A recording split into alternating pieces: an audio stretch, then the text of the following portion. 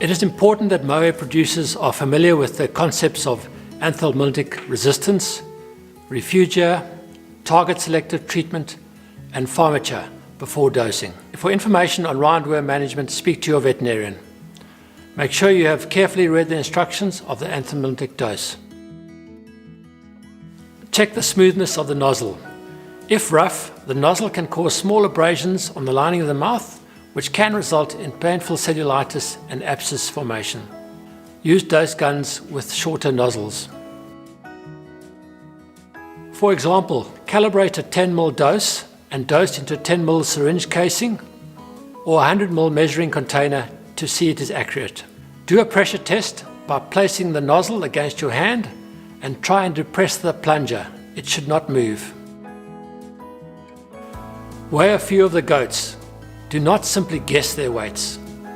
If there are significant size differences in the goats, then separate them into similar sized groups. Dose for the heaviest weight of the goat.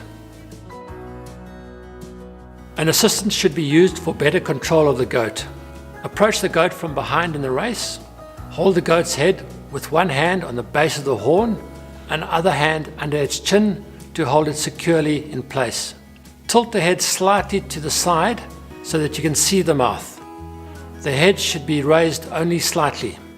If the head tilts too far, some dose may pour out of the mouth. Pulling the head too far back can prevent the goat from swallowing. Slot the nozzle in the gap between the molar and the incisor teeth and then over the back of the tongue.